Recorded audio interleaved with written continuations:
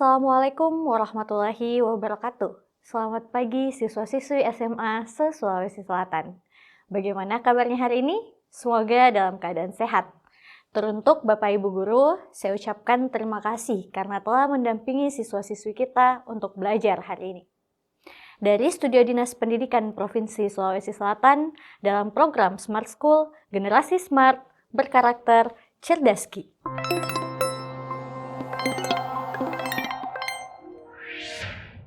Halo adik-adik, kembali lagi bersama saya, Kak Aisyah. Hari ini kita akan belajar persiapan TKA dalam mata pelajaran kimia. Nah, hari ini kita akan membahas khusus untuk sub pelajaran reaksi kimia. Nah, mari kita masuk. Jadi, apa sih sebenarnya reaksi kimia itu? Jadi, reaksi kimia adalah sebuah perubahan dari suatu zat, dari reaktan menjadi sebuah produk. Nah, dalam perubahan ini, itu dia terjadi pemutusan dan juga pembentukan ikatan. Nah, dalam reaksi kimia, itu tidak terjadi hilangnya atom ataupun tidak tercipta atom. Yang terjadi hanyalah penyusunan ulang sebuah atom menjadi zat baru dengan komposisi yang berbeda dengan zat sebelumnya. Nah, itu makanya kenapa di reaksi kimia kita kenal dua hal, yaitu produk dan juga reaktan.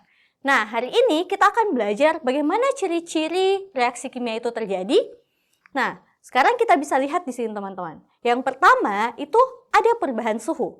Perubahan suhu itu contohnya seperti reaksi eksoterm, di mana dia menghasilkan panas. Jadi eksoterm berarti dia menghasilkan panas. Nah, contohnya terjadi pada pembakaran. Jadi ketika teman-teman membakar sesuatu, pasti teman-teman akan merasa panas di sekitar barang yang terbakar tersebut. Kenapa? Karena dia merupakan reaksi eksoterm yang menghasilkan panas. Contoh lagi, kalau teman-teman pernah praktikum kimia di dalam lab dengan mencampurkan NaOH dan juga air, teman-teman akan merasa bahwa gelas kimianya itu panas.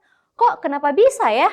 Karena itu reaksi yang terjadi adalah reaksi eksoterm atau reaksi yang menghasilkan panas. Kemudian yang kedua apa? Yang kedua ada perubahan warna. Jadi contohnya pada perkaratan. Jadi teman-teman pasti sering melihat besi yang tadinya baik-baik saja, warnanya silver atau warnanya perak, itu tiba-tiba berubah menjadi warna kecoklatan. Nah, itu terjadi kenapa? Karena besi tersebut mengalami perubahan warna. Kemudian yang ketiga adalah pembentukan endapan. Nah, pembentukan endapan ini terjadi ketika dua larutan itu bereaksi dan menghasilkan zat padat yang tidak larut. Nah, contohnya teman-teman bisa membuat larutan seperti teman-teman mencampurkan air dengan tanah. Nah, di mana akan terbentuk endapan antara air dengan tanah. Kenapa hal tersebut terjadi? Karena tanah tidak bisa larut di dalam air. Kemudian ada yang dinamakan pembentukan gas. Jadi seperti gas yang dihasilkan saat reaksi antara cuka dan soda kue. Jadi kalau teman-teman mencoba untuk mereaksikan antara soda kue dan cuka, itu akan terlihat berbuih. Nah, itu yang dinamakan dengan pembentukan gas. Nah, itu adalah ciri-ciri reaksi kimia. Sekarang, mari kita lihat apa-apa saja jenis dari reaksi kimia itu. Nah, jadi jenis-jenis reaksi kimia itu ada banyak. Nah, kita lihat yang pertama ada reaksi sintesis. Di mana kalau kita lihat reaksi sintesis itu adalah dua atau lebih zat yang bergabung untuk membentuk zat baru. Nah, jadi dia membentuk zat baru ya. Contoh kita lihat di sini ada H2 dengan O2 yang akan menghasilkan H2O. Di mana H2 ini dia biasanya ditemukan dalam bentuk hidrogen gas. Kemudian O juga ditemukan dalam bentuk oksigen gas. Nah, kemudian dia akan menghasilkan H2O, teman-teman. Apa itu H2O? Itu adalah air. Nah, jadi kalau ditanya, air itu terbentuk dari apa sih? Teman-teman bisa langsung menjawab, air itu terbentuk dari gas hidrogen dan gas oksigen. Kemudian yang kedua, ada reaksi dekomposisi. Apa itu reaksi dekomposisi? Jadi satu zat terurai menjadi dua atau lebih zat. Nah, jadi kalau tadi kita lihat sintesis itu adalah pembentukan, maka dekomposisi itu kebalikannya. Jadi dia menguraikan satu zat menjadi dua zat. Kalau kita lihat di sini contohnya seperti 2H2O, gas peroksida, hidrogen peroksida. Nah, di mana hidrogen peroksida ini bisa diuraikan menjadi H2O plus O2. H2O itu adalah air dan O2 adalah gas oksigen, teman-teman. Jadi seperti itu. Jadi sintesis dan dekomposisi itu berkebalikan. Kemudian kita lihat reaksi penggantian tunggal, di mana satu elemen menggantikan elemen yang lain dalam senyawanya. Contoh, kita punya di sini ada seng dengan HCl yang direaksikan. Nah, seng dengan HCl yang direaksikan, itu dia bisa menghasilkan seng plus Cl2 plus H2O. Nah, H2. Nah, di sini kita bisa lihat ada pergantian tunggalnya ya. Oke, kita lanjut ke berikutnya. Nah, kita lihat di sini ada reaksi penggantian ganda. Jadi, pertukaran antara dua senyawa untuk membentuk dua senyawa yang baru. Jadi, kalau kita lihat di sini, dia senyawanya itu saling bertukar. Nah, kalau di awal kita punya NaCl plus AgNO3. Di akhirnya ditukarlah NO3 dengan Cl ini. Ini ditukar menjadi dari sini ke sini, kemudian yang ini ke sini. Nah, kalau kita lihat jadinya adalah NaNO3 plus AgCl. Jadi dia adalah pergantian ganda. Kenapa? Karena dua senyawanya itu diganti menjadi dua senyawa baru. Kemudian yang terakhir ada reaksi pembakaran. Nah, teman-teman pasti tahu apa saja yang bisa menyebabkan pembakaran. Nah, kalau di sini kita akan bahas mengenai reaksi antara bahan bakar dengan oksigen. Jadi ketika ada bahan bakar, kemudian dia bertemu dengan oksigen atau udara, dia akan menghasilkan energi panas. Nah, contohnya seperti apa? Kita punya CH4. CH4 adalah metana. Ketika metana direaksikan dengan oksigen, dia akan menghasilkan CO2 dan H2O. Jadi dia akan menghasilkan gas karbon dioksida dan juga uap air. Jadi ketika reaksi pembakaran terjadi, pasti akan menghasilkan CO2 plus H2O. Oke? Jadi jangan lupa untuk reaksi pembakaran itu pasti akan menghasilkan CO2 dan H2O. Nah, itu untuk jenis-jenis reaksi kimia. Sekarang, mari kita belajar bagaimana untuk menyetarakan reaksi kimia. Nah, kita lihat dulu untuk cara menuliskan reaksi kimia, itu kita bisa langsung tuliskan simbol kimianya. Yang pertama adalah kita bisa tuliskan simbol kimianya. Setiap unsur dituliskan dengan simbolnya seperti O untuk oksigen, H untuk hidrogen. Jadi, H itu dia simbol untuk hidrogen. O itu simbol untuk oksigen. Jadi kita tulis simbolnya ya. Kita tidak tulis langsung misal hidrogen 2. Nah, tidak seperti ini ya penulisannya, jadi dia membuat simbol. Kemudian ada tanda panah yang menunjukkan reaksi dari reaktan ke produk. Reaktan itu ada di sebelah kiri teman-teman. Ingat ya, ini adalah reaktan. Atau kalau bahasa lebih umumnya kita sebut dengan bahan baku. Kemudian setelah tanda panah atau sebelah kanan tanda panah itu adalah produk. Jadi ini adalah produk ya. Nah, di sini kita bisa lihat bahwa yang menunjukkan antara reaksi dari reaktan ke produk itu adalah tanda panah yang ini ya. Nah, jadi tanda panahnya bisa menjadi pemisah antara bahan baku dan juga produknya. Kemudian, apalagi yang ada di dalam sini? Ada koefisien, teman-teman, di mana digunakan untuk menyeimbangkan jumlah atom di kedua sisi persamaan. Jadi, kalau kita lihat untuk reaksi kimia, sebelah kiri dan sebelah kanan atau reaktan dan produk itu jumlah atomnya harus seimbang atau harus sama. Nah, kalau kita lihat di sini, H itu dia ada 2. H sama dengan 2. Kemudian di sini ada koefisien. Nah, ini yang disebut dengan koefisien. Nah, koefisiennya 2 berarti di sini plus 2. Kemudian di sebelah kiri O-nya ada 2. Kemudian kita lihat lagi di sebelah kanan. Di sebelah kanan kita lihat H-nya itu 2 ditambah dengan 2. Kemudian O-nya sama dengan 1. Ini dihitungnya 1 ya. Kemudian ini 2, berarti dia adalah 1, ini adalah 2. Nah, jadi kita lihat, kalau di sini kita lihat, ini dikali ya. Ini dikali. 2 dikali 2. Nah, kita lihat hidrogennya 2 dikali 2, kemudian O-nya juga 2 dikali 1. Jadi untuk koefisien yang di depan, itu dia berpengaruh ke seluruh atom yang ada.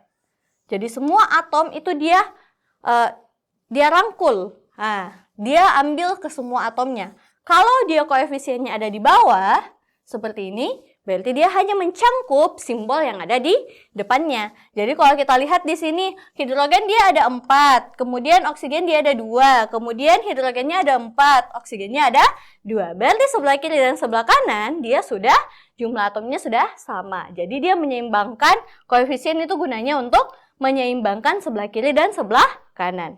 Kemudian penyeimbangan reaksi, dia memastikan jumlah atom di reaktan sama dengan jumlah atom di produk. Nah, itu sama-sama koefisien ya. Jadi kita cuma mau melihat apakah sebelah kiri dan sebelah kanannya itu sudah sama jumlah atomnya. Oke? Nah, itu untuk menuliskan reaksi kimia. Nah, kita lihat cara menyetarakan reaksi kimia, teman-teman. Yang pertama adalah kita menghitung jumlah atom.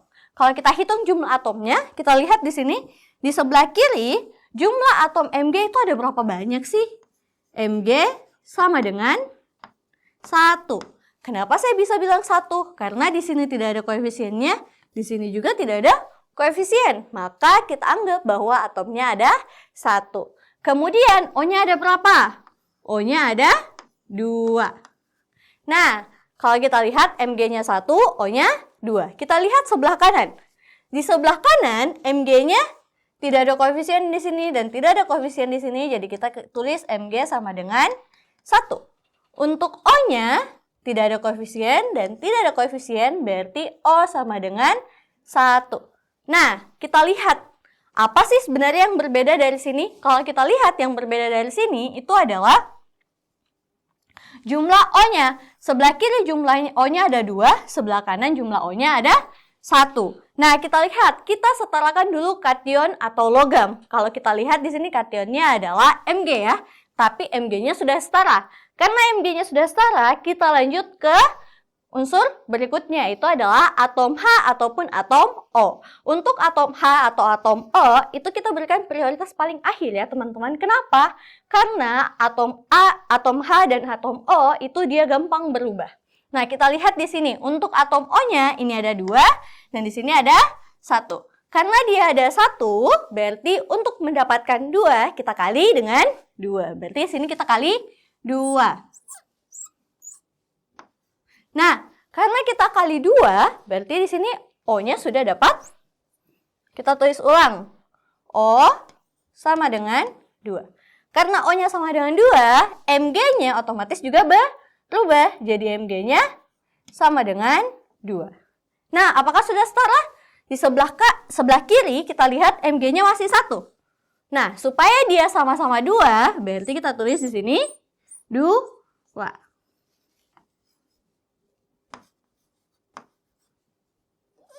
Sehingga kita dapatkan Mg-nya 2, O-nya 2 untuk sebelah kiri, dan sebelah kanan Mg-nya 2 dan O-nya juga 2. Jadi kalau kita lihat jumlah akhir atomnya itu sudah sama-sama 2. Jadi Mg-nya 2, O-nya 2, Mg-nya 2, di sebelah kanan Mg-nya 2, O-nya juga 2. Jadi kalau kita lihat di sini berarti reaksinya sudah setara. Nah, bagaimana kalau kita coba dengan contoh yang lain?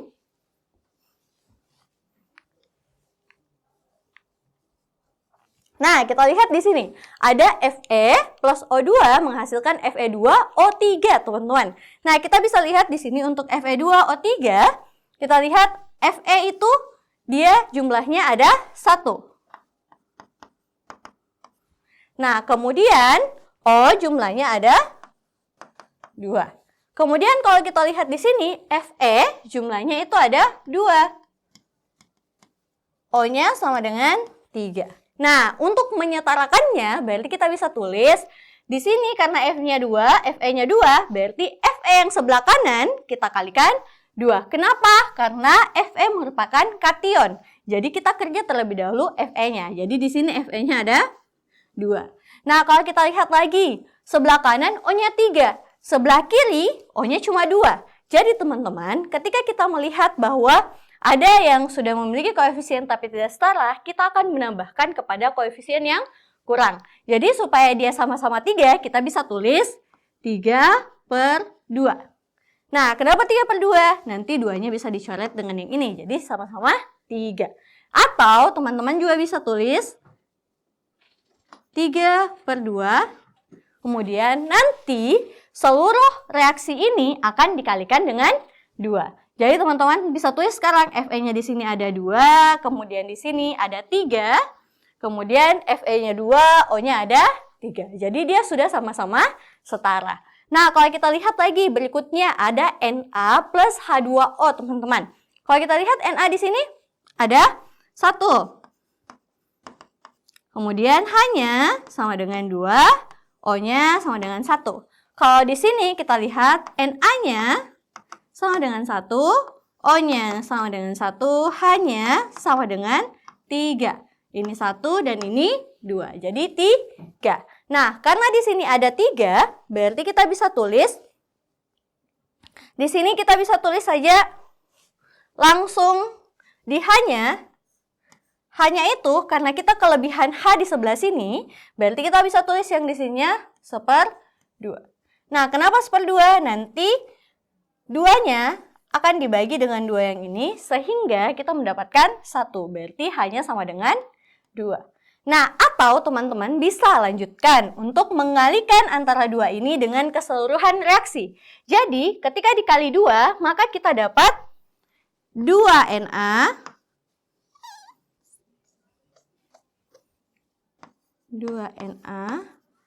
plus 2H2O menghasilkan 2NaOH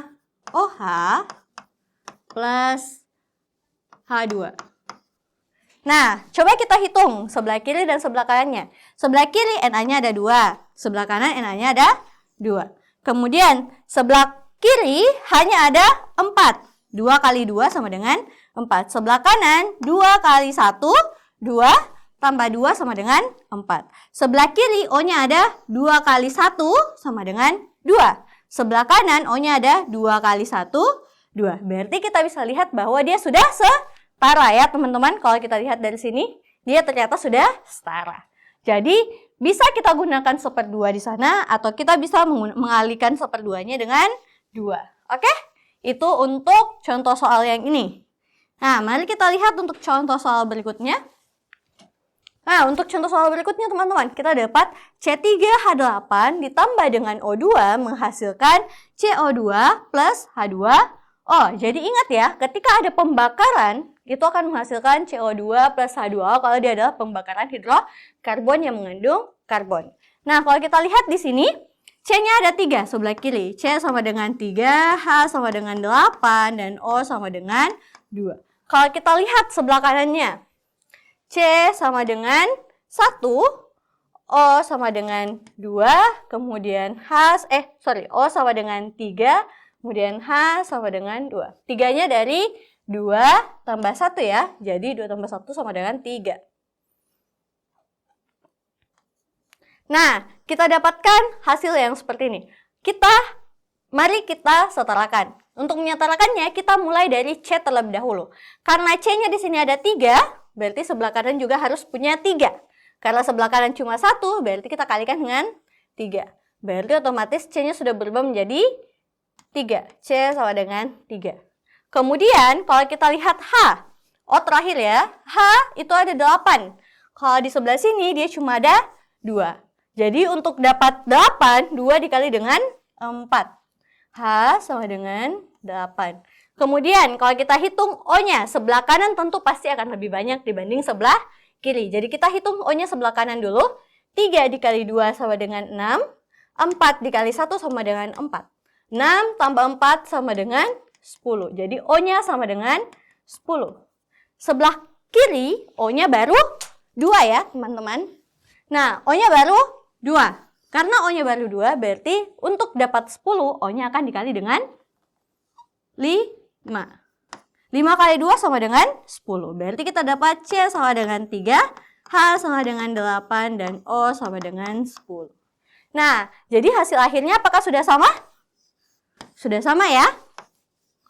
Oke. Karena sudah sama, jadi kita bisa dapatkan untuk reaksi kimia antara Propana dengan oksigen itu dia akan menghasilkan karbon dioksida dengan H2O dengan reaksi kimia C3H8 tambah 5O2 menghasilkan 3CO2 plus 4H2O. Oke, itu untuk materi reaksi kimia hari ini teman-teman.